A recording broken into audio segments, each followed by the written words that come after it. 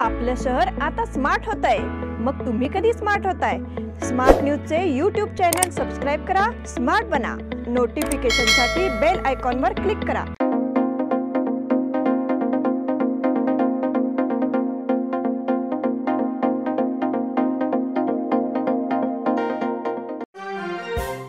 Mission election smart selection निवडणूक जाहीर झाली, प्रचाराची रणधुमाळी सुरू झाली। बेळगावची निवडणूक म्हणजे उमेदवारांना आहे आमदार होण्याची घाई, मतदारांसाठी अस्मितेचा प्रश्न आणि अस्तित्वाची लढाई। निवडणुकीच्या या रणधुमाळीचे चित्रण खास तुमच्यासाठी घेऊन येत आहोत स्मार्ट न्यूज मधून, खास तुमच्या भेटीसाठी। मिशन इलेक्शन स्मार्ट सिलेक्शन आपल्या लाडक्या चॅनलवर बघत रहा स्मार्ट न्यूज। नमस्कार, मैं ओमकार अंगड़ी स्मार्ट प्लस के आज के समाचार में आपका स्वागत। नजर सबसे पहले सुर्खियों पर। सोवे डायलॉग से छिड़ा भारतीय दिलों का तार, विपक्ष की एकता की शुरुआत बिहार से होगी। उद्योग, रोजगार और सुविधाओं के लिए अभय पाटिल की गवाही। रोहित पवार ने की अमर येलुरकर की जीत की अपील। कुद्रेमानी तुरमुरी में RM चौगुले के लिए प्रचार। सरकारी तंत्र द्वारा कांग्रेस उम्मीदवारों पर छापेमारी की योजना बनाने का आरोप। आपल्या लाडक्या मुलामुलीच्या लग्नाचा प्रश्न सोडवायचा आहे? एखाद्या चांगल्या मार्गदर्शक संस्थेचा शोध घ्यायचा आहे? मग आपला शोध इथेच थांबतो आहे। श्री स्वामी समर्थ वधूवर सूचक केंद्र मॅरेज ब्युरो। आमच्याकडे सर्व जाती धर्माची 40,000हून अधिक स्थळे उपलब्ध। कर्नाटक, महाराष्ट्र आणि गोवा परिसरातील स्थळांची मोठी यादी उपलब्ध। आमचा पत्ता आहे श्री स्वामी समर्थ मॅरेज ब्युरो, शुक्रवार पेठ, टिळकवाडी, हॉटेल नियाजच्या शेजारी। संपर्क 9741436770 किंवा 9741625533।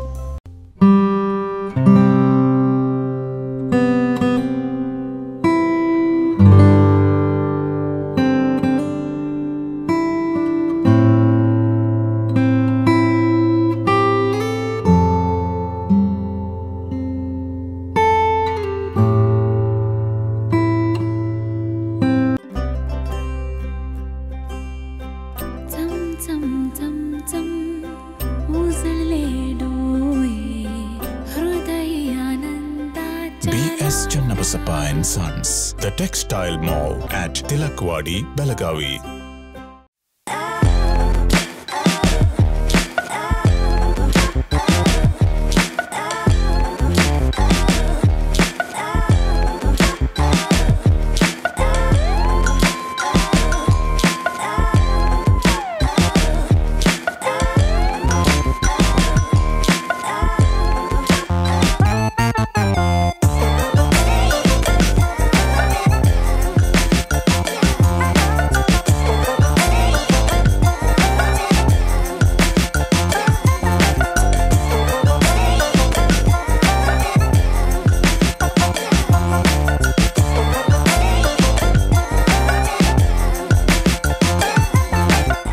अब समाचार विस्तार से।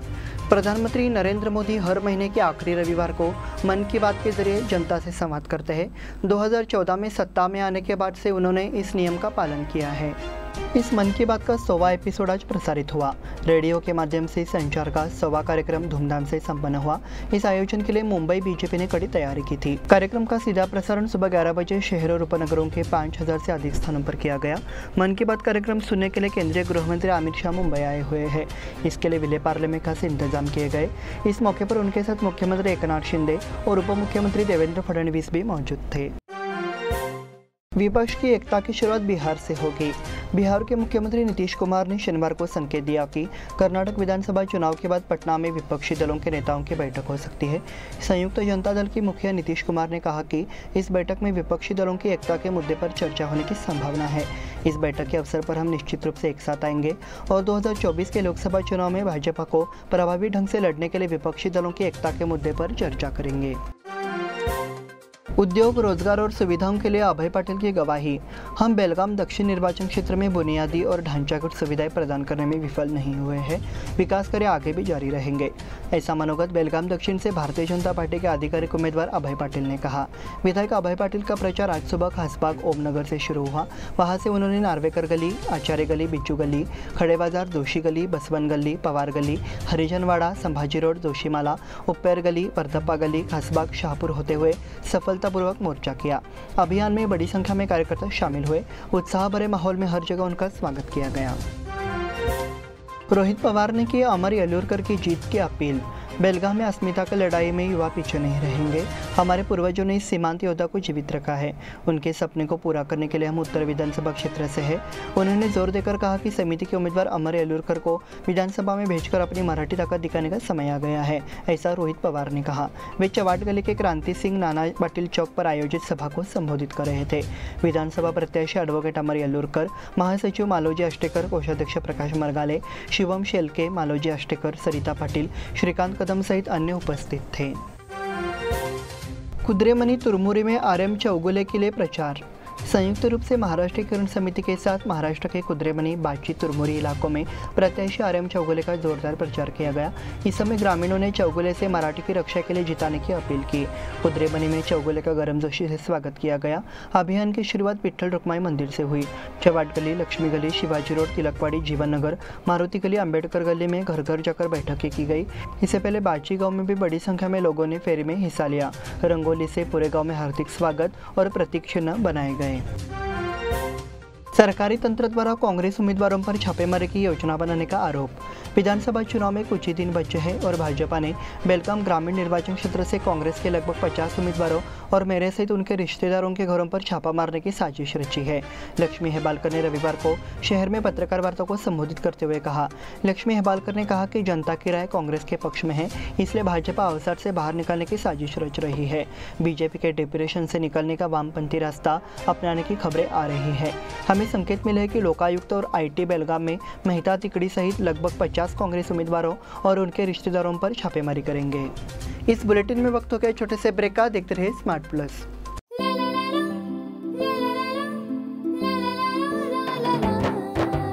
जले दीप अंगना में होगी रोशन दुनिया, पलकों तले छा जाए चांद तारों का साया। रंगोली में खिले रंग खुशियों की भी तरानी, तन मन झिलमिल जाए हर पल होंगी सुहानी। ये अटूट बंधन खिले हर आशियाना, रंग वस्त्रों का खजाना मन भाए आराधना। रंग वस्त्रों का खजाना मन भाए आराधना। आराधना मारुति गली बेलगाम। मन भाए आराधना।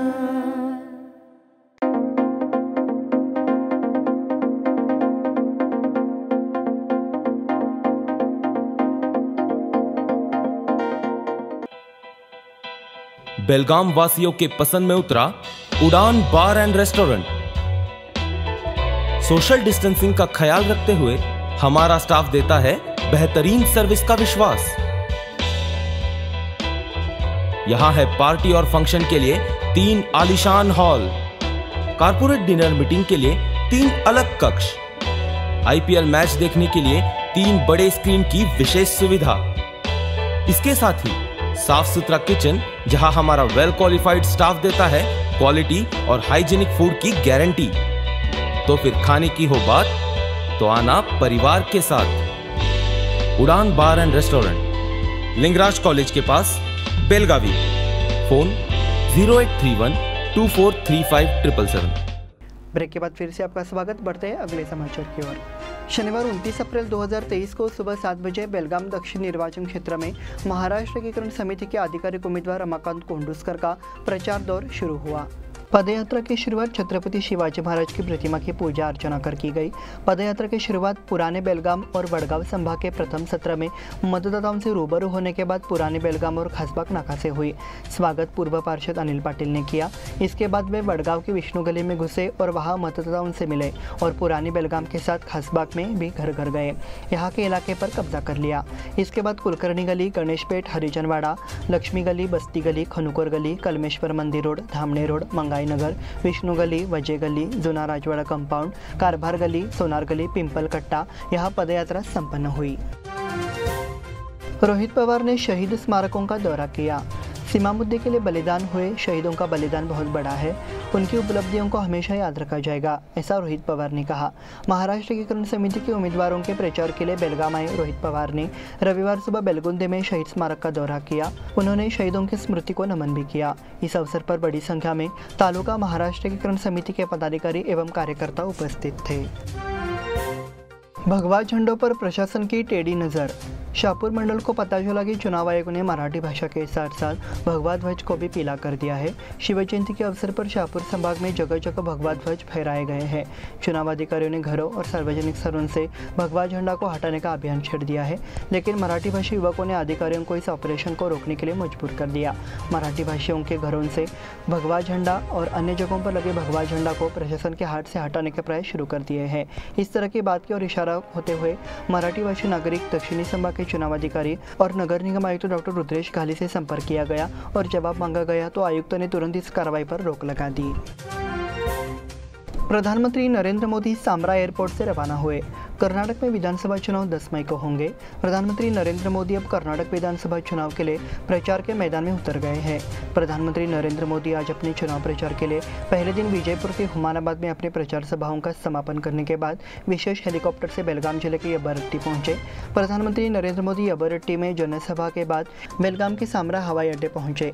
सामरा हवाई अड्डे पर उनके स्वागत के लिए भारतीय जनता पार्टी के नेता मौजूद थे। इसके बाद प्रधानमंत्री नरेंद्र मोदी सामरा एयरपोर्ट से बेंगलुरु के लिए रवाना हो गए। रोहित पवार ने उत्तम पाटिल के लिए निपानी जनसभा की। राकांपा अध्यक्ष शरद पवार ने उत्तम पाटिल को उनके सामाजिक कार्यों के लिए निर्वाचन क्षेत्र से नामित किया है। उत्तम पाटिल के खिलाफ बीजेपी प्रत्याशी उनकी कोशिश जीत की हैट्रिक लगाने की है। उनकी जीत की हैट्रिक को रोके और कांग्रेस उम्मीदवार की हार की हैट्रिक के बाद उत्तम पाटिल को चुने, ऐसा रोहित पवार ने कहा। वे निपानी के म्यूनिसिपल हाई स्कूल मैदान में राकांपा प्रत्याशी उत्तम राव साहेब पाटिल के प्रचार के लिए आयोजित बैठक में बोल रहे थे। प्रारंभ में निपानी शहर से भव्य रैली निकाली गई।